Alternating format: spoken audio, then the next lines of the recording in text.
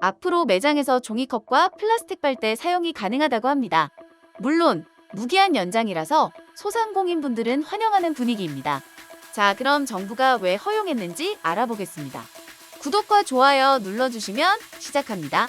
정부가 식당에서의 일회용 종이컵 사용 금지와 카페에서의 플라스틱 빨대, 편의점에서의 비닐봉지 사용 등을 단속하지 않기로 결정했습니다.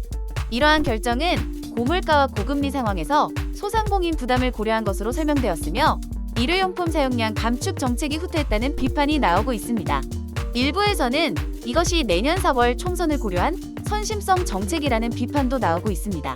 환경부는 식품 접객업과 집단 급식소에서의 일회용 종이컵 사용 금지 조치를 철회하고 일회용 플라스틱 빨대와 젖는 막대 사용 금지 조치에 대해서는 계도 기간을 사실상 무기한 연장했습니다. 이러한 규제 조치는 작년 11월에 시행되었고 계도 기간 동안 단속과 과태료 부과가 이뤄지지 않았습니다. 환경부는 종이컵 사용 금지에 대해서는 종이컵을 규제하는 나라는 우리나라가 유일하다고 설명하며 다회용 컵을 세척하거나 재활용하는 데 필요한 비용과 어려움이 늘어났다고 언급했습니다. 플라스틱 빨대 금지에 대해서는 대체품인 종이 빨대가 더 비싸지만 소비자 만족도가 낮다는 이유로 어려움이 있다고 설명했습니다. 또한 대안으로 종이컵 지속 사용 권장과 재활용 확대를 제한하고 플라스틱 빨대와 젖는 막대 금지에 대한 계도 기간 종료 시점을 정하지 않았으며 대체품 시장 상황과 국제사회 동향을 고려해 결정하겠다고 밝혔습니다. 그리고 편의점에서의 비닐봉지 사용금지 조처의 계도 기간도 연장되었지만 이는 이행이 잘 되고 있어서 단속이 필요하지 않다는 이유로 결정되었습니다. 이번 결정으로 환경부가 일회용품 규제를 포기한 것으로 비판되고 있으며 일회용품 사용량을 줄이기 위한 대안을 충분히 제시하지 못했다는 비판도 나오고 있습니다.